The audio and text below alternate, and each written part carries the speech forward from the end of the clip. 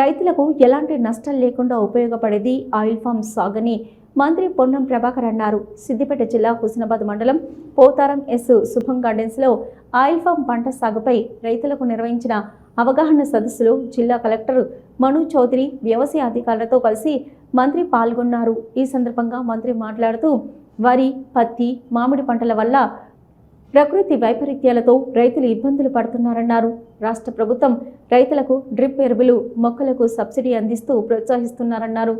ఆనాటి మంత్రి Harish Rao oil palm factory తీసుకువస్తే ఇవాళ తమ ప్రభుత్వం పూర్తి చేసే విధంగా పర్యవేక్షణ చేస్తున్నామన్నారు.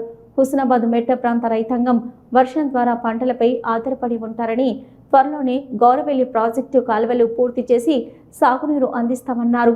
ఈ నెల 4న హుస్నాబాద్లో రాష్ట్ర స్థాయి కిసాన్ మేళా భారీ ఎత్తున నిర్వహిస్తున్నామని వెల్లడించారు.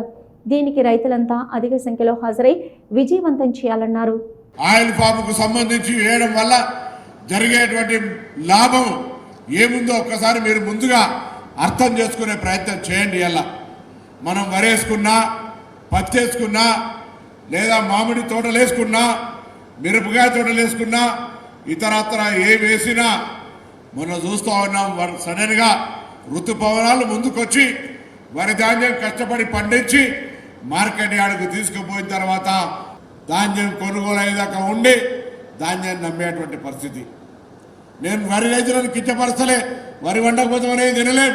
5 ఎకరాలు పైనటువంటి వాళ్ళు 5 ఎకరాలు వరి ధాన్యానికి సంబంధించి కానీ మీ ఇష్టమైన పంట మీరు వేసుకోండి, కానీ పైన ఉన్నటువంటి వాళ్ళు ఒక్కసారి ఆలోచన చేయమని చెప్పి కోరుతా ఉన్నా. ఇలా మామిడి పంటలు సడన్గా వడగళ్ళ వాన వచ్చి వర్షాలు పడితే విపరీతంగా మంచి లాభాలు వస్తాయి, మంచి 5-10 లక్షల తోటలు అమ్ముకోవచ్చు అనుకుంటే సరిగ్గా సీజన్కి వచ్చినప్పటికీ పూత వచ్చే సమయానికి ఒకసారి, పిందెలు పడ్డానికి ఒకసారి, పండ్లు మన చేతికి వచ్చే టైంకి వడగళ్ళ వానతోటి ఇబ్బంది పడేటువంటి పరిస్థితిని మీరు గమనించండి. కాదు పత్తి కావచ్చు, ఇతరత్ర అనేకమైనటువంటి పంటలు, మొక్కజొన్న కావచ్చు, ఏదైనా ప్రకృతి వైపరీత్యంలో నష్టపోయినటువంటి రైతులు అనేక మంది. రకరకాల అంశాలు ఉన్నాయి.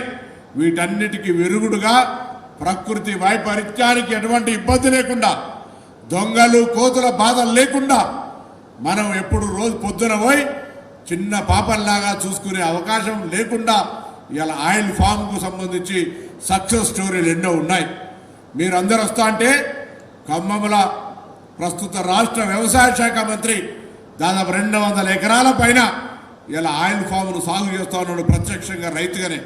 నేను ఒక రైతు బిడ్డగా, మా నాయన వ్యవసాయం చేసుకునేటువంటి మా వృత్తి, నేను గౌడైనా కళ్ళు వ్యాపారం లేదు, వ్యవసాయమే మా యొక్క వృత్తి. కాబట్టి ఇలా వ్యవసాయం బాగుంటే దేశం బాగుంటుంది, రైతు బాగుంటే మొత్తం వ్యవస్థ బాగుంటుంది అనే ఆలోచనతోటి ఈ విధంగా రైతుల సంక్షేమం కొరకు ఆలోచన చేస్తూ ఉన్నాం.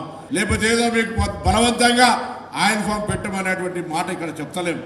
ఆయిల్ ఫామ్ పెట్టడానికి సంబంధించి ప్రభుత్వం తరఫున ఎలా ఎకరానికి 42 రూపాయల సబ్సిడీ మొదటి సంవత్సరం, 2వ సంవత్సరం, 3వ సంవత్సరం, 4వ సంవత్సరం ఇలా ఎకరానికి 42,000 రూపాయలని మొక్క పేరు మీదనో, సబ్సిడీ పేరు మీదనో, లేదా డ్రిప్ పేరు మీదనో ఇస్తూ ఉన్నాం. దాని తర్వాత 4వ సంవత్సరం నుంచి ఎకరానికి మీకు 60,000, 80,000, 1,50,000, ఆఖరికి ఎకరానికి ఇప్పుడున్న ధరతోటి 1,80,000 వస్తున్నటువంటి ప్రత్యక్షంగా మీరు చూస్తూ ఉన్నారు. కాబట్టి దయచేసి ఆలోచన చేయండి. ఇలా ఈ యొక్క పంటలకు సంబంధించినటువంటి ఆయిల్ ఫామ్ పండించిన తర్వాత మార్కెటింగ్ ఎట్లా అనేటువంటి బాధ అసలే అవసరం లేదు. పంట కంటే, మామిడి పంట కంటే, ఇతర పంటల కంటే, పత్తి కంటే ఎక్కువ కూడా ఇలా ఎటువంటి లేబర్ ఛార్జీలు లేకుండా వీలైనంత తక్కువ స్పెండింగ్ తోటి ఆదాయం ఎక్కువ వచ్చేటువంటి ఈ ఆయిల్ ఫామ్ను వేసుకోమని అవగాహన సదస్సులో మీ అందరూ కూడా తప్పకుండా ఈ ప్రాంతంలో మన ఫ్యాక్టరీకి అనుగుణంగా అవసరమైనంత, అవసరానికి ఎక్కువైతే ఫ్యాక్టరీ కెపాసిటీ పెంచుతాం తప్ప రైతులకు ఇబ్బంది జరగనీయమనే మాట కూడా ఈ సందర్భంగా మనం చేస్తూ ఉన్నాం. ఖమ్మం జిల్లా కంటే ఎక్కువగా మన తెలంగాణ జిల్లాలైనటువంటి జిల్లాలో మన ఉత్తర తెలంగాణ ఎక్కువ పండించి చూపెట్టి ధనవంతులం ఎక్కువగా అయ్యే అవకాశం తీసుకోమని కోరుతా ఉన్నా. దయచేసి నేను మిమ్మల్ని అందరూ ఒకటే కోరుతా ఉన్నా, ఇలా ఆయిల్ ఫామ్ దిక్కు రండి. ఆయిల్ ఫామ్ ఫ్యాక్టరీ ఇక్కడనే ఉంది. మీ ఉత్పత్తిని హుస్నాబాద్ కేంద్రంలో ఉంటాం. ఎవరితోటి బాధ లేనటువంటి మంచి ఆయిల్ ఫామ్ వేసుకొని 4వ సంవత్సరం నుంచి 30 ఏళ్ళ దాకా కూర్చొని ఆదాయాన్ని పొందే విధంగా ఉండేటువంటి ఈ పంటలు వేసుకోండి. ఈ తరానికి నీ నెక్స్ట్ తరానికి ధనికంగా ఆర్థికంగా వచ్చేటువంటి ఈ ఆయిల్ ఫామ్ను ప్రోత్సహిస్తారనేటువంటి విశ్వాసాన్ని సందర్భంగా వ్యక్తం చేస్తాను. గౌరవల్లి ప్రాజెక్టు తొందరలోనే ఆ యొక్క కాలువల తవ్వకాలు ప్రారంభమైతే భూసేకరణ జరుగుతోంది. ఈ ప్రాంతం అంతా సస్యశ్యామలమైతుంది. ఆ బాధ్యత మాది. మేము చెప్పినాం ఎన్నికలకు ముందు తప్పకుండా గౌరవల్లి ప్రాజెక్టు పూర్తి చేసే బాధ్యత మాది. కాకపోతే కూడా బాధ్యత మాదే అనేటువంటి ధైర్యంగా ఇలా ముందు నిల్చొని చెప్తా ఉన్నాం. ఇలా దానిపైన కూడా రాజకీయాలు చేసే వాళ్ళు ఉంటారు, దాన్ని కూడా అనేక సందర్భాలు మాట్లాడే వాళ్ళు ఉంటారు. ఏది ఏమైనా ఎవరన్నీ మాట్లాడినా గౌరవల్లి పూర్తి చేసే విధంగా చర్యలు తీసుకుంటా ఉన్నాం. ఆ సంబంధించినటువంటి కార్యక్రమాలు జరుగుతూ ఉన్నాయి. ఇలా భూసేకరణ, వాటికి సంబంధించిన నిధుల కేటాయింపు అన్ని కార్యక్రమాలు జరుగుతూ ఉన్నాయి. న్యాయపరమైన అంశాలను అధిగమించడానికి చర్చలు చేస్తూ ఉన్నాం.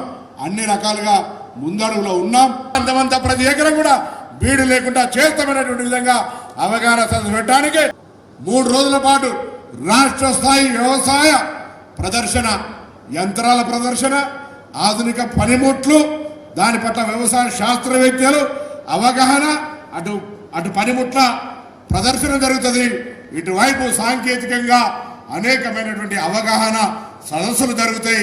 నేను ఇదే మీ అందరికీ పేరు పేరున విజ్ఞప్తి చేస్తా ఉన్నా, పిలుస్తా ఉన్నా. అందరూ మారుతున్న కాలానికి అనుగుణంగా నూతనంగా ఆధునీకరణమైనటువంటి యంత్రీకరణ వచ్చింది. గతంలో 100 మంది చేసే పని ఇలా 2 మిషన్లు చేసే విధంగా వచ్చింది. మరి హార్వెస్టింగ్ మిషన్లు లేకపోతే మరి వరి ధాన్యం కోయడానికి కూడా దొరుకుతున్నారా మనకి? అలా ఆ విధంగా ఇంత పెద్ద వ్యవస్థల మారుతున్న కాలానికి అనుగుణంగా ఈ ప్రాంత రైతులకు కూడా ఒక అవగాహన కలగాలని జరిగేటువంటి 3 రోజుల వ్యవసాయ అవగాహన ప్రదర్శన, వ్యవసాయ యాంత్రీకరణ ప్రదర్శన, వ్యవసాయ అవగాహన సదస్సుల్లో అందరూ పాల్గొనాలని కోరుతూ ఆయిల్ ఫామ్ను ఆదరించండి, ఆర్థికంగా మీరు కూడా ఎదగడానికి ఉపయోగించమనే కోరికను కోరుతూ